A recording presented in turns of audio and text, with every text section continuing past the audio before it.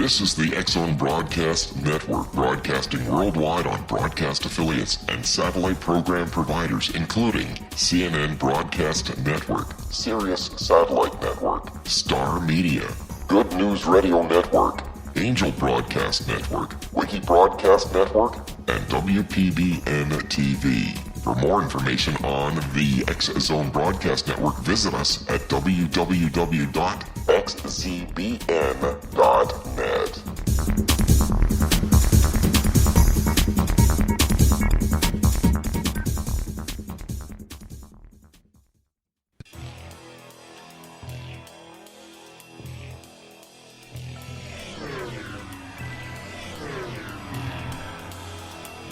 This is A Different Perspective with Kevin Randle.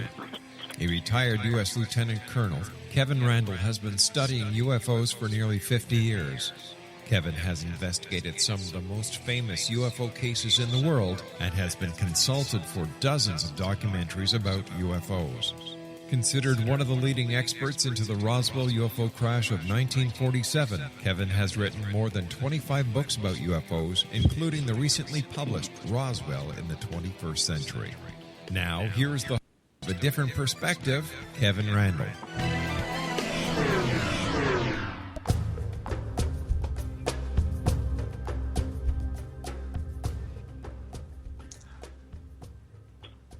And welcome to the program.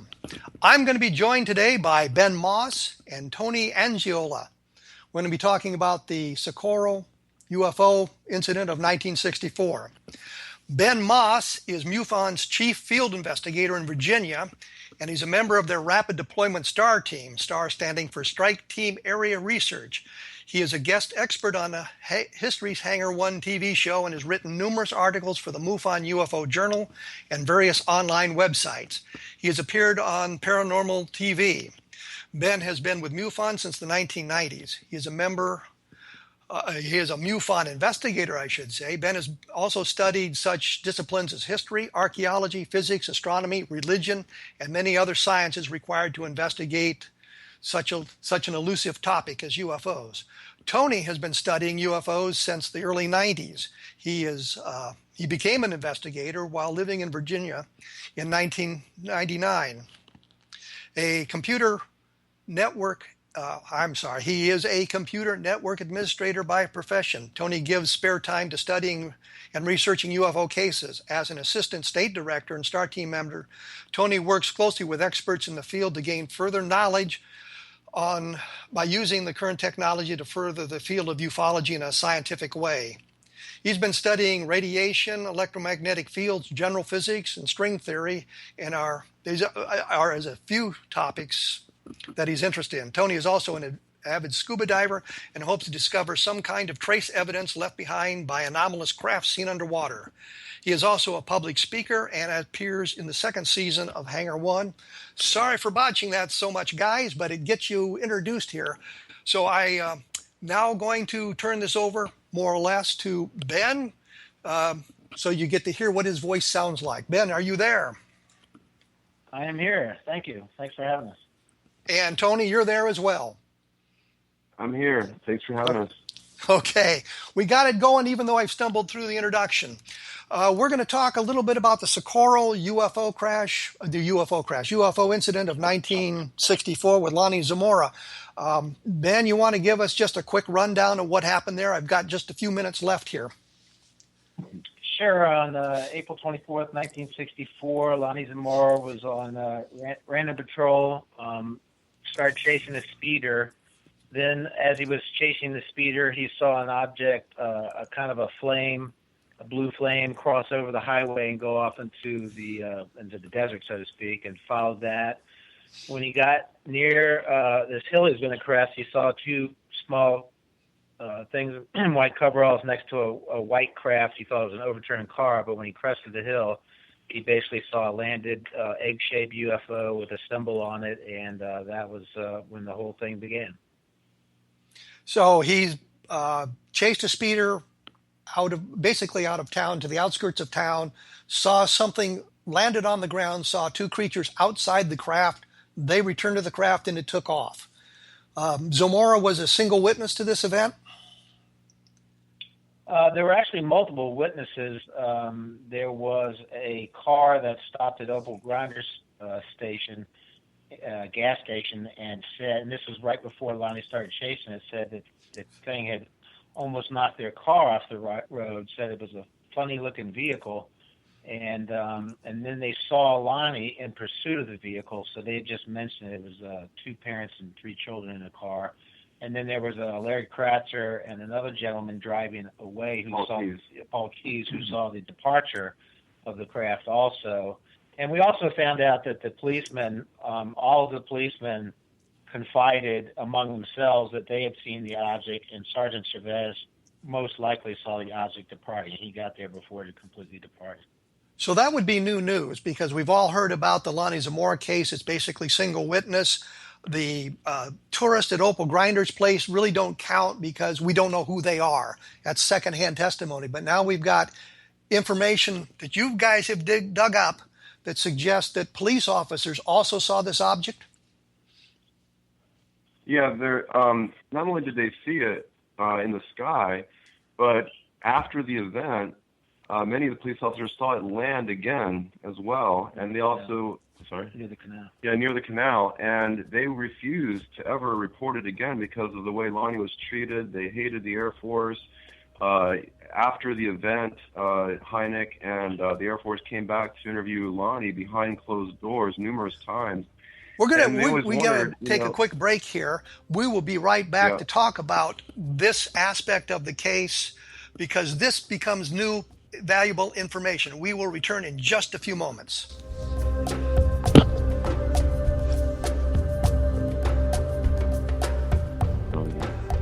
Should mention that we said we don't tell them the UFO. Let's try to do that.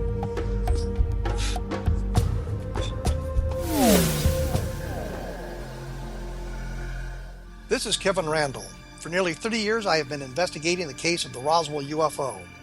I have interviewed hundreds of people and stood on the crash site. Now in Roswell in the 21st century, I have reviewed dozens of hours of audio and videotaped interviews, examined hundreds of files that relate to the crash, and have returned to Roswell in an attempt to put all that information into the proper perspective. For the first time in Roswell in the 21st century, I have made a dispassionate reevaluation of all that material and provide a new look at what happened.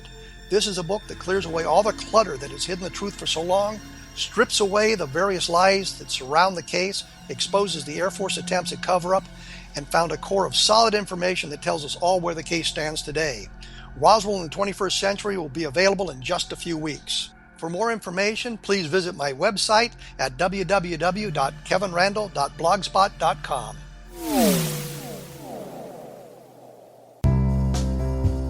Gibbs A. Williams, Ph.D., is a practicing psychoanalyst, supervisor, researcher, and author in New York City. Much of his life has been dedicated to understanding nature and the uses of meaningful coincidences or synchronicities. His radical and original non-Jungian, non-mystical, non-magical theory of synchronicities illuminates much of the fog surrounding this challenging and perplexing topic. His ideas and manners are fresh, presented in a style that is both entertaining and highly informative. He is also an expert on crisis intervention, specially focused on violence reduction for the police and citizens, mastering anxiety, frustration, and stress without the use of medication, and effectively preventing and treating heroin addiction. Dr. Williams can be contacted at his email address at gwwilliamsny11@aol.com or visit his website at www.drgibbswilliams.com.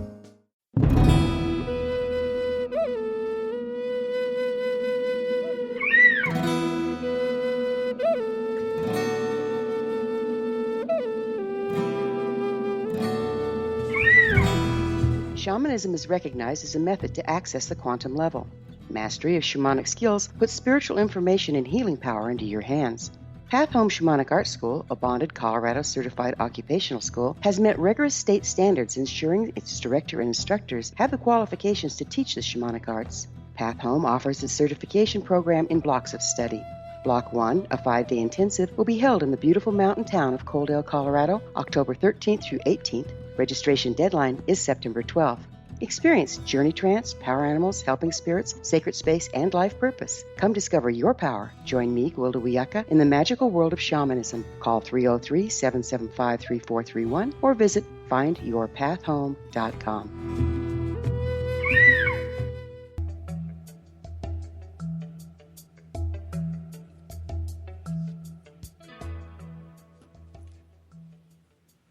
And we are back with Ben Moss and Tony Angiola talking about the Socorro landing of 1964.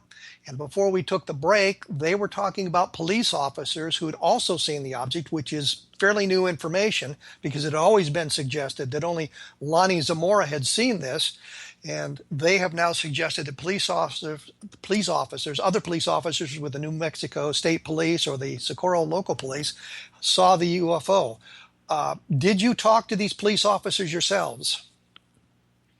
Well, one of the things that I just wanted to finish my thought on was that Mike Martinez was the radio dispatcher, and he was quoted as saying that this is the reason why we don't tell anyone when we see these things flying in the sky or landing, and that goes for the entire police department. You know, these were events that took place after the event. Now, most of these people have passed away. Lonnie passed away in 2009. Yeah. His wife is still alive. And we were trying to find, when we were visiting Socorro, we had a hard time finding anybody who was still alive that could talk to us. We recently learned that Jose Padilla, I think, is still alive, and Paula Harris was talking to us about him. So we're hoping to possibly interview him next year. But when you say other police officers saw this is information you got secondhand from family members or friends as opposed to the police officers themselves? It was from Ray Stanford, the original NICAP investigator. They liked Ray on site. Chavez did not like him, but... Chavez didn't like anybody. Yeah, Chavez didn't like anybody. But Ray lives about 40 miles from our home, and he told us that all the police officers confided that there were multiple sightings that the police officers had seen. There was a landing near the canal, but they would never, ever speak about it because of the way Lonnie was treated. So it's secondhand from Ray, who was on the site. And we believe Ray's telling us the truth because there's no reason to make it up. But there were other auditory witnesses. Now we found in the old APRO Carol Lorenzo report that there was a pilot that said he saw it with the symbol. So we found, we're going through these old APRO and NICAP documents. There were like 10 egg-shaped crafts sighted within 2 weeks of each other before and after this event. Not to mention, we also recently learned about a beer truck driver who was also in the area. And Ray was contacted recently by somebody that's, I think, related to the beer truck driver, who talked about this event, and we're trying to confirm the story by anyone who's left living related to the beer truck driver, as well as the company that he drove for that was sold to the Coors Company, and they allegedly actually delivered beer to a party in the early 1970s. And it's a little bit of detective work there, but we're hopefully going to dig up a little bit more evidence on this soon. Well, just so we're clear on this, you got the information about the police officers seeing the objects in the area in that time frame from Ray Stanford. Did he record any of those conversations? No, he would take copious notes after something happened, and a lot of if you look in his books, of course, also in the Pentagon Pantry, I mean, the detail is unbelievable, and he always wrote things down. He made it clear. Chavez told another officer that told Ray that said, "I saw the thing moving away at the time. I'm just not going to tell anybody about it because Lonnie being a nice guy and being treated so badly." And even Lieutenant Holder was wondering why the Joint Chiefs of Staff kept, calling and setting up meetings.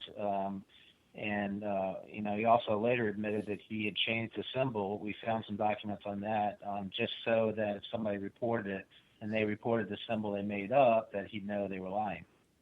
Well, we've got, I think in the UFO literature, we've got two symbols that have been shown. One is more of an arrow shape with lines through it, and one is sort of an umbrella over that. And is one of those the correct symbol now, or is there a third symbol that we'd be talking about? Basically, it's the inverted V with 3 bars through it. and it's been contested for some time, but since we recently got Project Blue Book documents from Rob Mercer, we found various notes from Hynek, from the Air Force, where they documented the inverted V with 3 bars across it. Even Hynek, we have a letter directly written from Hynek that shows him drawing it that way as well. In the National Archives. And it's also in the National Archives. So it was very clear that, and also when you listen to Lonnie Zamora's audio testimony, in contrast to Hynek, because of the timing, you see that Lonnie just wasn't allowed to talk about it, even though Walter Schroed, who interviewed him from KSRC Radio, already knew, like everyone else in town, that it was an inverted V with 3 bars through it, because the first thing Lonnie did on the radio in Spanish is he conveyed the description of what he saw. And he was very close to the craft with his glasses on, no more than 35 feet away. And so he drew it, he had his glasses on, he conveyed it in Spanish. Everyone in town knew it was an inverted V with 3 bars through it until the Air Force showed up. And deep into the night, around 1 o'clock in the morning, is when they were saying, this is the drawing that we're going to talk about, and they forced Lonnie to sign the drawing that someone else drew. And if you look carefully, you'll see that the handwriting is not Lonnie's handwriting, only the signature, and the drawing was not done by Lonnie either. I was going to point out that in the Project Blue Book files, there is a drawing that was made that Lonnie Zamora did sign. So you're saying that drawing is inaccurate, that the Air Force forced him to do that. Yeah.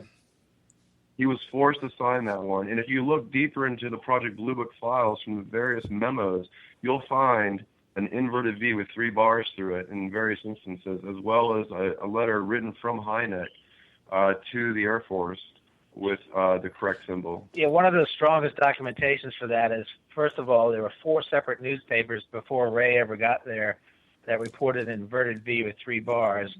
Then the Blue Book files showed that, and then when Hynek and Schroed, Walter Schroed was doing the interview like a day or two after the incident, he interviewed Hynek first and asked about the symbol of Hynek, and we have all this in our presentation on audio. He said, I see no reason why I can't talk about it. It was like an inverted V with like a bar through it, and he drew it with 3 bars through it, but it reminded him of a cattle brand. And then when Lonnie got out of the closed-door room and Walter Schroed said, can you tell us about the symbol, Lonnie said, no, I've been told not to talk about that. And that's because at that point they had changed the symbol to this circle with the arrow, the mushroom thing. And, I always thought that, and Ray kind of agreed that the symbol could be, an indication. The V could be where the thruster is located. The 3 bars could be a danger, radiation, don't stand here type thing. Or it could simply be like an American flag somewhere else. It's all conjecture, but we firmly believe with all the evidence we have that it was an inverted V with 3 bars. Well, that's interesting because of what we've been told in the past or what's been shown in the past. The other interesting thing is he saw 2 alien creatures, 2 beings near the craft. Did you ever find a good description of what those creatures looked like? Well, they stood no more than around 4 feet. They're like the size of a 10-year-old child. And he never said that they were people. He never said that they were aliens. He was trying to be very careful in the words that he chose. That's why he said that they were 2 things in white coveralls. And he tried to stick to that as much as possible. As time went on and people would talk to him and interview him, they always kept saying, giving their own words, their own descriptions, trying to use the word children, trying to use the word people, trying to use the word aliens. And Lonnie, if you look at the original report, he just said 2 things in white coveralls. Yeah, another part, the Air Force report, the Blue Book report neglected, because Lonnie stopped talking about the 2 things, and they didn't report in their official report about that. They didn't report that Lonnie had hit the dirt when the thing started roaring. There's a lot of things omitted from the actual Blue Book report. But since we have the internal documents, we know how confused they were and where they checked and how they could not find anybody on Earth that made the vehicle. Oh, they misspelled so many words, and that was not to penetrate their grammar, but it was pretty bad. It was there was a lot of handwritten notes. But moving back, did he give a description of the things other than they looked the size of a 10-year-old child? Did he say anything about skin tones? Did he say anything about facial features or anything like that? No, he was 150 feet away when he spotted the 2 beings. When he got as close as 50 feet away, his report was that he heard like a door slamming, kind of like a tank like a door just shutting double slam. Like a double slam. So yeah, he witnessed these two things at 150 feet away, and then at 50 feet away is when he could hear the doors slamming. So they were already inside the craft at that point. It's just white coveralls was all he could describe. But they were standing next to a creosote bush that was 5 feet tall, and they didn't come up to the top of that bush. So the bush was measured sometime after, obviously after the event took place. Somebody measured the size of the bush. Yeah, they did everything. There was actually some depression analysis that didn't show up in the report. They triangulated the 4 landing spots. They walked off.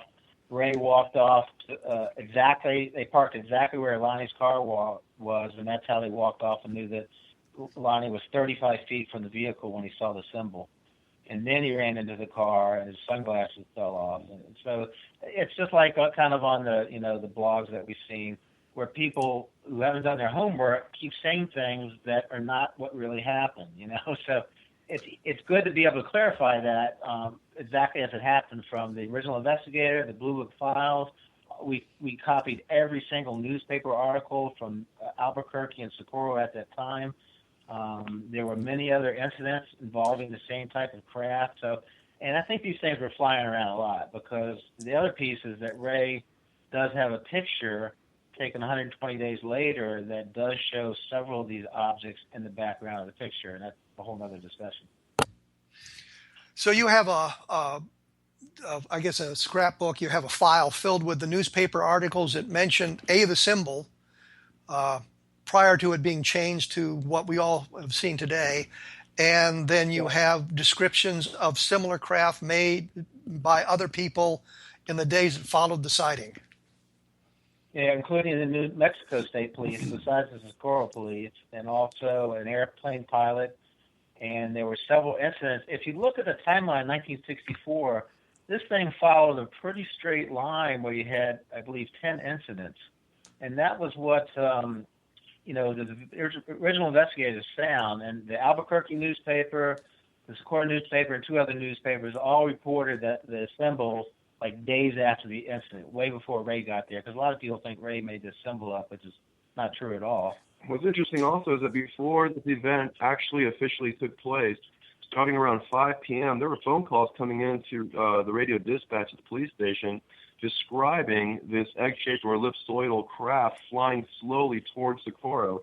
By 5:30, they had 3 confirmed phone calls just from 3 different people that had no knowledge of what was going on. They saw a blue flame. They described the craft, because this actually didn't hit the airwaves officially till after 6 o'clock. But and this is logged in the police records?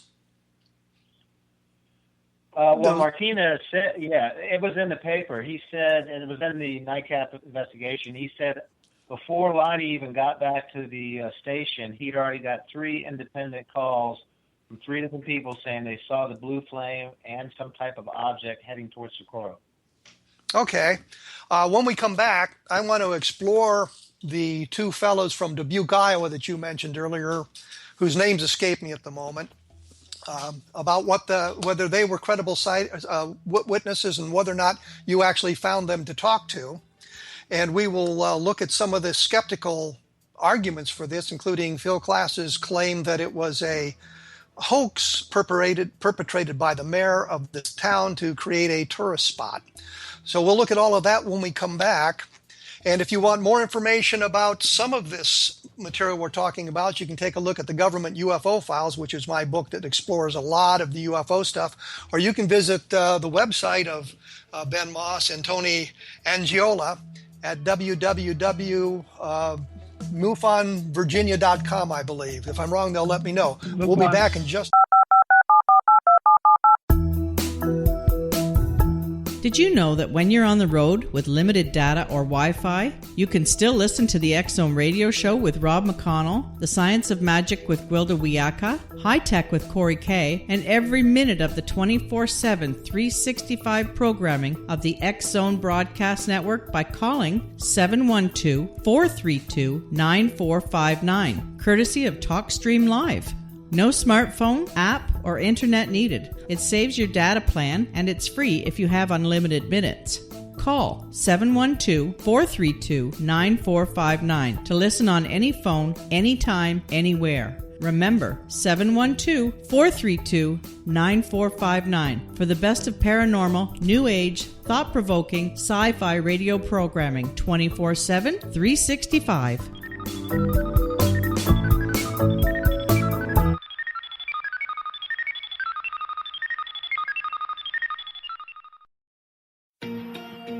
Wouldn't you love to know the secret to everything?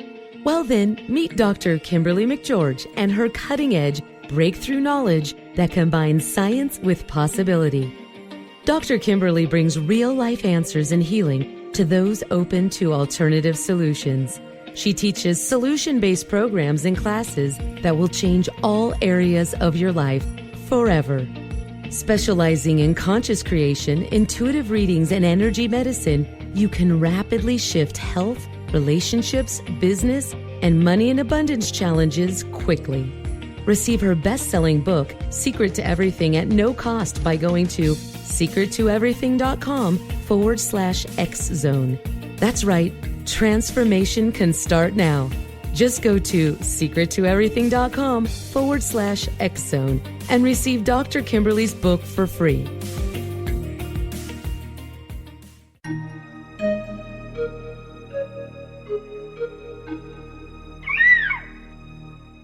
While science pursues fact, magic accesses the quantum level, bridging random facts to form truth. As long as science and magic remain separate and polarized, the truth cannot be known. I'm Gwilda Wiyaka. Join me on the Science of Magic radio program, dedicated to unification and evolution of consciousness. During each episode, I'll be speaking with experienced and respected scientists and mystics. From astrologers to astronomers, from medical doctors to shaman, the scientific method to dowsing and intuition, we'll weave together information from seemingly divergent practices to promote unity and enlightenment. Join me, Gwilda Wiyaka, and the Science of Magic right here on the Mutual Broadcast Network. For more information, visit www.thescienceofmagic.net.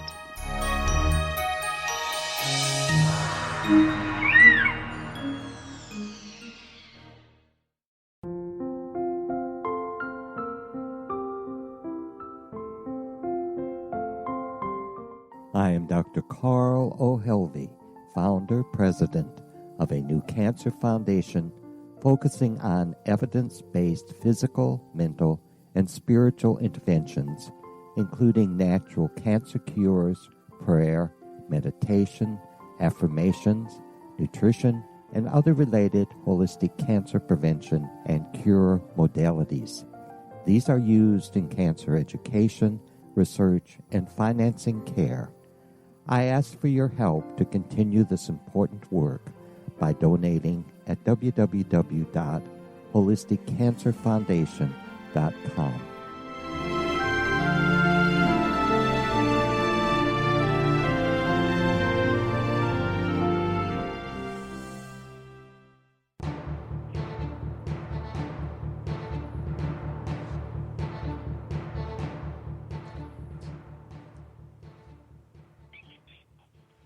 We are back with Ben Moss and Tony Angiola, both MUFON investigators, both from Virginia. You guys' website is www.mufonva.com. Is that correct? That's correct. Okay, so you can look some of this stuff up on their website, take a look at that, see what they have to say. When we went away, I was interested in whether or not some of this information had been documented prior to Ray Stanford and some of the investigations going on, some of the information that had been put out. The one thing that was interesting to me, or interested me, was the idea that there had been phone calls into the police station prior to Lonnie Zamora's sighting. And I guess the question that I asked, it sort of got lost, was any of this documented in the police logs or police files? Yeah, the calls were. That's how Ray learned about them, from Mike Martinez, who was a radio dispatcher who was taking the calls. So there is a documented evidence there in the Socorro Police Department that shows phone calls about this object prior to Lonnie Zamora. To my knowledge, yeah. Okay. We don't have those documents, though. Pardon me? We don't have those documents, however. Okay. There was also something else that struck me. Paul Keyes and Larry Kratzberg, yeah. They were traveling north through Socorro at the time, and when this vehicle was leaving, they described seeing smoke and a blue flame and this white ellipsoidal object crossing the road that they were on. What they thought was smoke was really dust, because the blue flame was not your typical flame. It was more of a subatomic particle that knifed into the ground, that sliced the creosote bush in half, and it blew all kinds of sand and dust out of the way, that at a distance that sand and dust would look like smoke, when in fact it was not. Now, Larry Kratzer and Paul Keyes, their initial testimony was very credible, and they described what they saw. There was some argument later on that they were describing things during interviews that they could not have possibly seen, and it almost was like they were placing themselves at ground zero, when it's quite possible that maybe they got caught up a little bit in the news of the day, or that people were putting words in their mouths. I don't know. But we were focused more on their initial report, which everything seemed to line up. Did you talk to either one of them? No, we weren't able to track them down. Well, I will confess I've tried to find them as well and have failed. They were from Dubuque, Iowa, originally, and I think their original story appeared in the Dubuque newspaper, the Telegraph Herald, I believe. Are you familiar with a fellow named Ralph DeGraw? Ben says he's heard the name, but I haven't. DeGraw interviewed those guys in the aftermath of this. I'm not sure how late it was, how much further. But he said he found discrepancies in what they had to say, and that when you listen to the stories, and he's talking about his interviews with them personally, that some of the things seem to be contradictory. But you're unfamiliar with that? Well, that's what I'm saying, is that when they were interviewed subsequently, several different times, I think that they were getting caught up in the moment of the notoriety of it, and they were picking up things from the news reports as to what happened, and they were making statements that perhaps maybe they shouldn't have. But more or less, the initial report that they were talking about what they saw at a distance and what they saw fly over the road was very consistent in the correct timing, according to Lonnie Zamora, as to when the craft was leaving, and it all lined up well. So what took place in those interviews later on with those two guys, I can't say. Yeah, they had different. I mean, they had the event time right, but they did say conflicting things about what they saw on the shape. So when you talk about their initial interviews, are you talking about the one that appeared in the Dubuque newspaper? Yeah, the initial interview, I think they gave two different descriptions. Each one saw kind of a different shape. And then I know as time passed on, they definitely got embellished, it sounds like.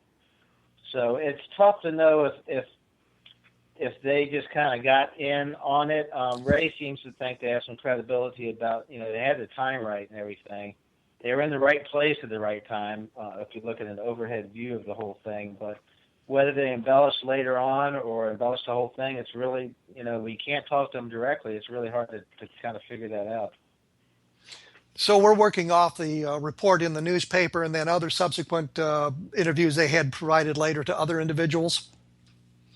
Yeah, I think the one thing that came out when we started really digging was the fact that there were so many independent events of an elongated, because even Lonnie said it wasn't egg shape, it was more of an elongated football shape.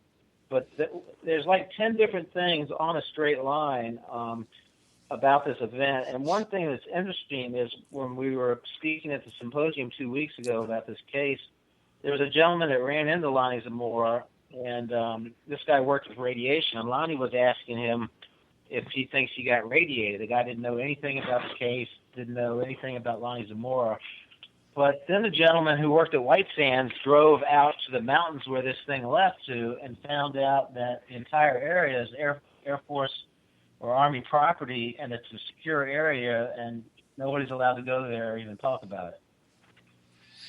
But kind of the landing an site is interesting actually fact. on the outskirts of Socorro, and it's private property. It doesn't belong to the military or the government.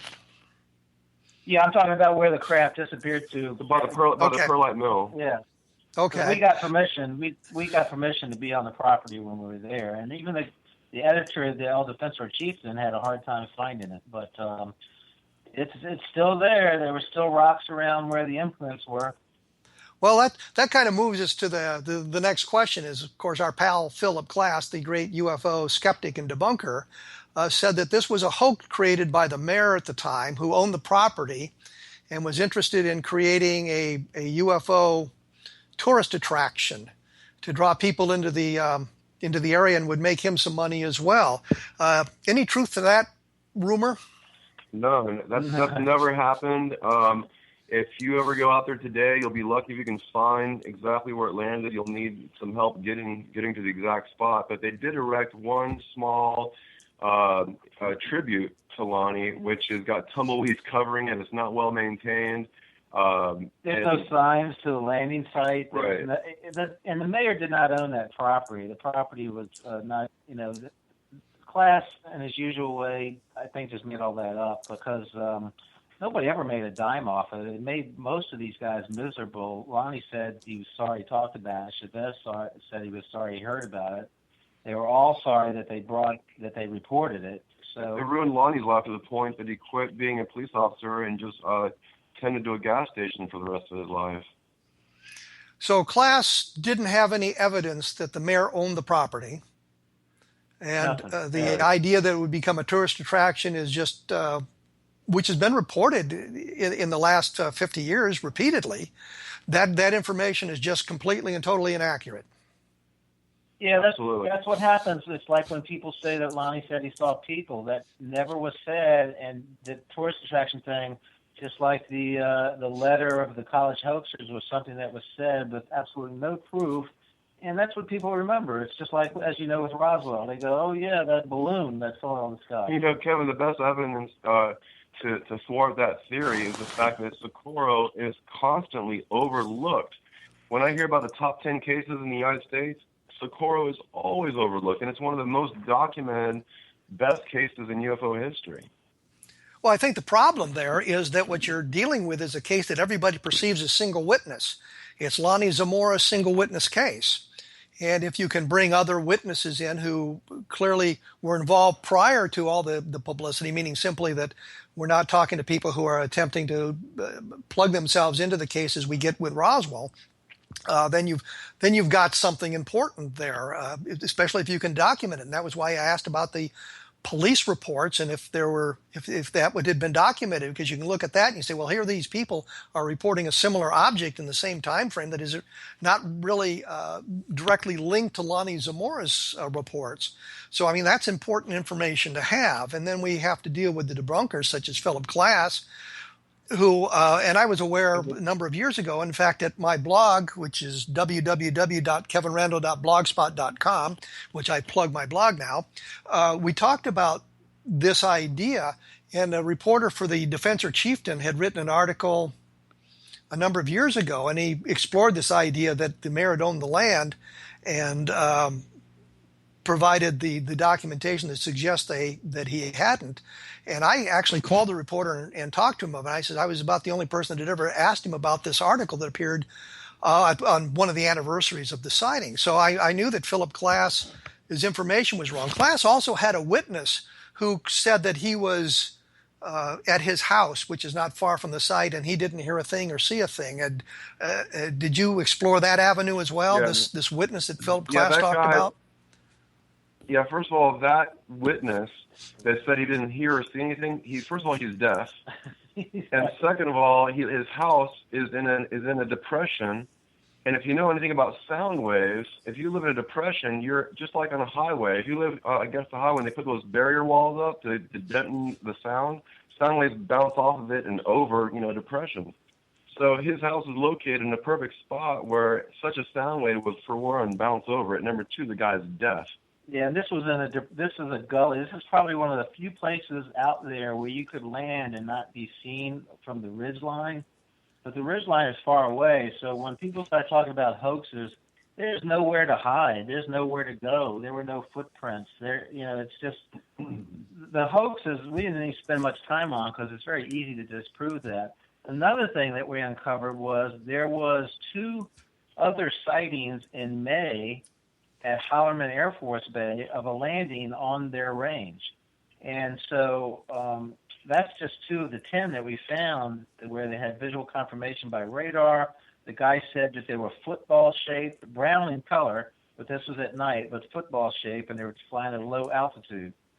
So that's kind of interesting that we uncovered a landing in Holloman that was buried, and that was in the 1964 July APRO bulletin when they were investigating the case.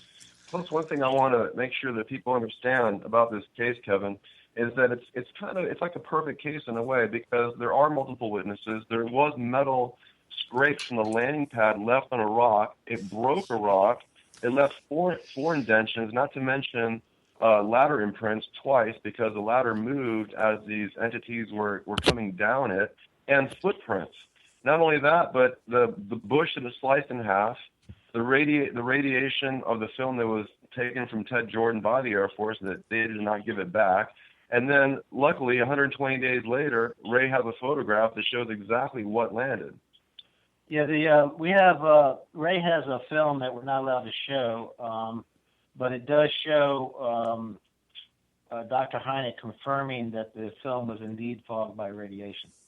Okay, well, we've got to take another quick break here. So when we come back, we'll kind of wrap up our discussion on what was going on in Socorro and what the evidence shows us today. And for those of you who are interested in the Roswell case, which was mentioned briefly, please take a look at my book, Roswell in the 21st Century, which is available on Amazon.com and in your local bookstores. And I have done some things with the case on my blog at kevinrandle.blogspot.com, and you can take a look in there just by typing Lonnie Zamora into the search engine or something of that nature. We'll be back in just a few minutes right after this.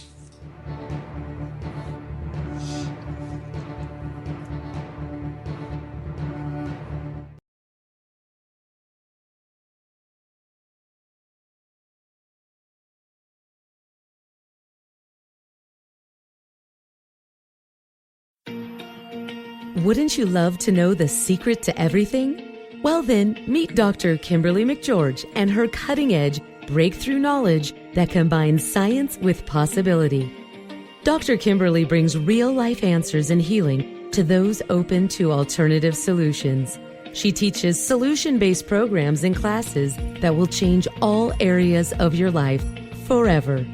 Specializing in conscious creation, intuitive readings, and energy medicine, you can rapidly shift health, relationships, business, and money and abundance challenges quickly.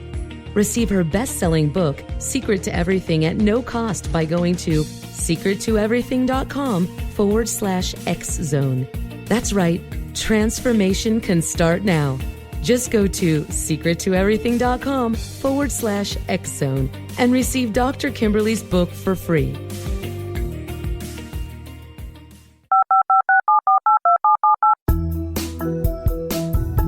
Did you know that when you're on the road with limited data or Wi-Fi, you can still listen to the X-Zone radio show with Rob McConnell, The Science of Magic with Gwilda Wiyaka, High Tech with Corey Kay, and every minute of the 24/7, 365 programming of the X-Zone Broadcast Network by calling 712-432-9459, courtesy of TalkStream Live.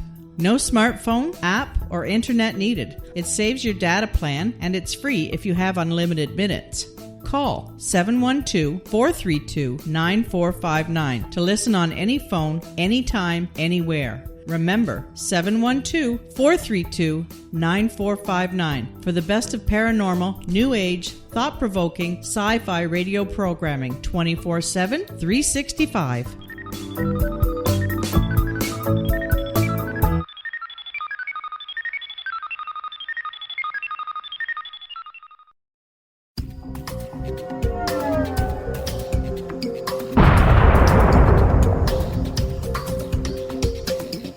Coming soon to the X-Zone Broadcast Network is A Different Perspective with me, Kevin Randle, as your host. We'll be taking a close look at what is happening in the world of UFOs today with side trips into the paranormal. Guests will range from those who are household names to those who have a different perspective on a variety of topics.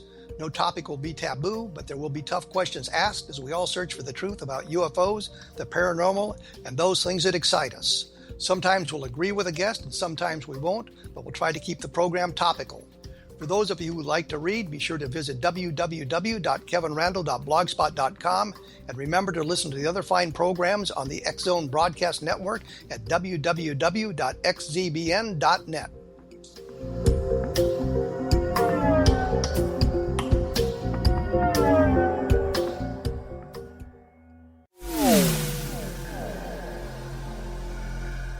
This is Kevin Randle. For nearly 30 years, I have been investigating the case of the Roswell UFO. I have interviewed hundreds of people and stood on the crash site. Now in Roswell in the 21st century, I have reviewed dozens of hours of audio and videotaped interviews, examined hundreds of files that relate to the crash, and have returned to Roswell in an attempt to put all that information into the proper perspective. For the first time in Roswell in the 21st century, I have made a dispassionate reevaluation of all that material and provide a new look at what happened. This is a book that clears away all the clutter that has hidden the truth for so long, strips away the various lies that surround the case, exposes the Air Force attempts at cover-up, and found a core of solid information that tells us all where the case stands today. Roswell in the 21st century will be available in just a few weeks. For more information, please visit my website at www.kevinrandle.blogspot.com. What Happened in Benghazi is revealed by Nicholas Genix, author of Obama, Islam, and Benghazi. He informs the American people that President Obama deceived them by advocating a strong foreign policy prior to the 2012 presidential election, and Hillary Clinton supported this deception. As the title infers, there is a connection between Obama, Islam, and Benghazi. Ample evidence informs Americans that Obama's early indoctrination in the Quran developed an affinity for Islam, why the Quran is the source of discontent in many countries, and why the Obama foreign policy deception led to poor military action and caused the loss of American lives in Benghazi. Genix provides 36 questions for the Select Committee on Benghazi to validate if Americans are justified to mistrust President Obama and Hillary Clinton. An overview of Obama, Islam, and Benghazi is presented on the website www.futureofgodamen.com. That's www.futureofgodamen.com. Afterlife expert Roberta Grimes was the first one to say that dying can be fun. Now her best-selling book, The Fun of Dying, is available in stores worldwide. So if you wonder whether death ends life, how it feels to die, or what heaven might be like, The Fun of Dying was written for you. And if you have always been afraid of death, or if you worry that your life has no meaning, let The Fun of Dying ease your fears and bring new meaning to your life. Nothing said in The Fun of Dying is based on the teachings of any religion. Instead, Roberta draws on evidence to explain how death happens, how it feels, and what comes next. A lot of the best death-related evidence was produced in the first half of the 20th century. When it is put together with recent discoveries, it tells a consistent and amazing story. Roberta Grimes blogs and answers questions at robertagrimes.com. Her wonderful book, The Fun of Dying, is available on Amazon and at stores worldwide wherever books are sold.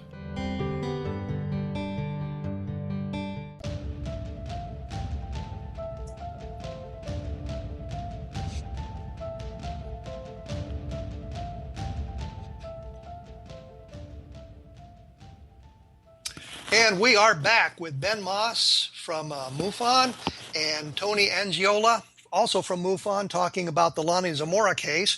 When we went away to break, we were kind of talking about the craft and what it looked like and landings in other places. And when we got back here, I thought we'd talk about Hector Quintanilla, who was the chief of Project Blue Book. And he did some investigating into trying to find the craft because he was convinced it was some kind of a secret project. Yeah, what's interesting is even Captain Holder wondered why the Joint Chiefs of Staff kept reaching out to him. And Hector, he had in his mind... Captain Holder being an Air Force officer from Holloman? Yeah, he lived nearby, so he was on site pretty He was the uprange commander at White Sands. So he knew things that were flying around at the time. And we have a clip of him saying 15 years later that he still didn't know what he saw. But Hector Quintanilla, was sure that this was in a hangar on Holloman. So he got a top secret clearance, and the people that were telling him to ask these questions were the FBI, the CIA, the White House, the Joint Chiefs of Staff, all people that you would have to answer to. So he went to every hangar out at Holloman and White Sands. He had full access to everything. We have the document showing. We'll give him full access per your directive. And this is the case that actually, to this day, there was a private memo he had sent to the FBI that was a FOIA request got out in '85 where he said, I still don't know what the heck that thing was, and I was so upset I never found out. It's also the one case that pushed Hynek over the edge and helped him form UFOs to start his own investigations. But the documentation shows that it's still an unknown today.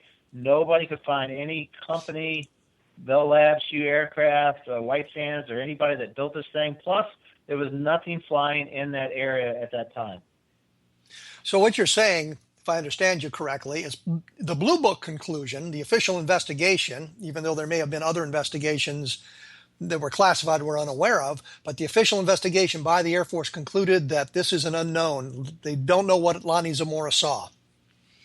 Yeah, it's one of the 701 unknowns that were in their files. And this case includes landing traces, I think you mentioned the foot pads of the craft that touched down, making impressions in the sand. It set one of the bushes on fire. It's one of the few cases where you've got occupants seen that the Air Force is not labeled as a psychological problem. You've got a good description from a police officer, and now you're talking about multiple witnesses. So it's a very solid case. Right. And also, let's not forget the metal samples that was taken off the landing pad as it broke a rock that Ray took to Goddard and had their chief scientists analyze. They scraped the rock clean of all the metal, even though they promised that they wouldn't. And many days later, when Dr. Frankel is the name, he sent Ray a note saying that he'll be very excited to hear that this zinc alloy material is not so much unusual per se, but it's how it's bound together that would actually, zinc iron alloy, that's how it's bound together that lends itself to being possibly something extraterrestrial or an argument for something that's extraterrestrial. But before Ray could get back with Dr. Frankel, he kind of disappeared. And the Air Force took over and told Ray, hey, thanks for bringing us, the sample. It was a lot easier for you to bring it to us than us confiscating it. It was silicon. And they're like, it's not what Dr. Frankel said. It's actually just silicon. And when he told that to Hynek was pretty upset about it. He says, no, they're lying to you. I would go with what Dr. Frankel told you. And so fast forward to just about maybe a month ago, Ray Stanford got a phone call from a third-party scientist at Goddard. He didn't know anything about the case, didn't know anything about Socorro, but he had known Dr. Frankel, and when Frankel's name came up, he told Ray, he says, oh, that's the guy that got sent to the woodshed for investigating metal from a UFO. And Ray said, what do you mean by that? He said, well, he got kind of shut down and moved to another office. He still worked there, but he wasn't allowed to be a public-facing person because of what he was investigating with this UFO that the guy didn't even know anything about. So it was kind of a third-party confirmation that Frankel did get shut down because of what he was doing at that time. And the reason the scientist is unrelated is because Ray does a lot of work with paleontology, and he recently discovered a dinosaur fossil in Maryland called a nodosaur, and that's how he's familiar with a lot of these paleontologists and scientists at Goddard. So he's always in communication with them, not to mention his wife worked for 30 years on the Hubble telescope. She was project manager at Hubble. And so he's always in direct connection with people at Goddard, and that's how this scientist came to give him a phone call. But what happened is Frankel spoke to Ray Stanford, but he didn't send him any kind of a document or a letter that kind of confirmed this. He said he said he would be willing to publish it if something unusual, and Ray noted all these down. He actually says he taped it, but he doesn't. He hadn't revealed that yet because of possible problems with that. But we keep finding things in his house. He's got a treasure trove of stuff. Yeah, he's got a lot of stuff. But the bottom line was that Frankel said it was unusually combined. It would make an excellent coating for a gear because it was non-corrosive. And then when the new guy got a hold of Ray was writing all this down. It's all in his book. But the new guy said, no, it was just silicate. And Hynek said, there's no way you can mistake metal for silicate. They're lying to you. You go with what Dr. Frankel told you originally. That was very unusual. And the rock was straight clean. We have the rock. There's some other crystals on it to analyze, but there's some kind of melting on the rock. When you burn a creosote bush in half by passing over it briefly, you got to be at about 1,500 degrees at least, because those things don't burn like that immediately. And it sliced it perfectly in half. So the bottom line is, as we wrap things up on the program, is that the Air Force was unable to identify what Zamora saw. They did not label him as psychologically imbalanced for reporting things from the craft. The Air Force forced him to change the symbol and sign the document with the false symbol on it for their files. They were unable to find any craft that could account for the sightings. You have found other witnesses who saw similar objects in the area around that time. And we have physical evidence that has been disappeared, physical evidence that disappeared, and that sort of thing. So what you're saying is we have a good case with multiple chains of evidence for leading us toward a very unusual event, something that is unidentified. Yeah, our conclusion was it was a non-human event, because if nobody made that craft, nobody admits to it, and they had to answer the people that were asking them, then it was made somewhere else. I never jumped to the conclusion that it's ET or interdimensional or whatever, but, we even added a clip to our last presentation of a craft that's supposed to, grab hold of asteroids and land on other bodies in 2010 that blew up on the landing pad. So if we had something with these capabilities in 64, we certainly wouldn't be testing similar type craft to land on other bodies, planetary bodies, that blow up on the landing pad with using propellants. So, well, you'll notice I did not say an extraterrestrial craft or a spacecraft. I tried to couch it in the terms that don't lead to a specific conclusion. But what we've turned up here then is a sighting that isn't quite what we've all been led to believe. It is much more robust than the stories that we've been told. It's not just Lonnie Zamora, but there's other people involved in that. And the one thing I wanted to touch on quickly, and I don't have much time left, is the fellow who Philip Glass talked to that you said was deaf.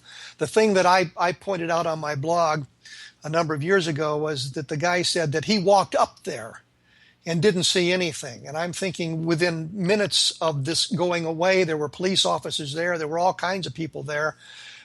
Why would he walk up there if there was nothing there to be seen? It just didn't make sense to me. Yeah, if he didn't hear it, he'd have no reason to walk in that area. Why would he walk up there if he didn't hear anything? Or couldn't see anything, or nothing was going on up there. It didn't make any sense to me. So I was kind of bothered by Philip Glass's explanation in that respect. Fellas, we're just about out of time. Do you want to talk about your website or what you're going to do in the near future? Yeah, if anyone wants to keep up to date on the things that we're doing and the cases we're investigating in Virginia, go to www.mufonva.com. We also have, if you're interested in Ray's book, we do have a link there. You can email me, and we can get a book out to you. Signed book. It'll be signed. Yeah, it'll be signed to your name or however you want it. About 300 copies left of the only printing ever made. All the other countries that printed ripped Ray off. Yep. We found these in his attic. First edition printing, all original, and it's the last batch. It's the only batch. And if you haven't read this book, you don't know the case. I'm sure you've read it, but that is a definitive book, because when Lonnie Zamora was at home with his daughter, and his daughter looked at him and said, "What really happened, Dad?" he pointed to Ray's book and said, "That's the only guy that got it right." Lonnie Zamora said that. Lonnie Zamora said that to his daughter. To his daughter, yeah. Ray wrote the eulogy for Lonnie's funeral to his daughter. Okay. All right. Yeah, Well, thank you, nice gentlemen. I to look at. appreciate you coming on the program and providing us with additional insights into the Socorro case from 1964, especially. I'm not sure everybody was interested in it, but I was certainly interested in the discussion about the symbol on the side of the craft and what it really looked like. Next week, we will be back with Kurt Collins. We'll be talking about the Roswell slides once again from the perspective of the guys who decoded the placard that took us to a different place on that, and discussion about that. And he is also one of the experts on the Cash Landrum case from Texas back a number of years ago. So we'll be exploring that if we can get to it in the time that we have. But that's what we'll be doing next week. And if you're interested in the Roswell slides, I do a long section about the history of that in my book, Roswell in the 21st Century, which you can find at your local bookstore or at Amazon.com. And take a look at my blog at www.kevinrandle.blogspot.com. Thank you for listening.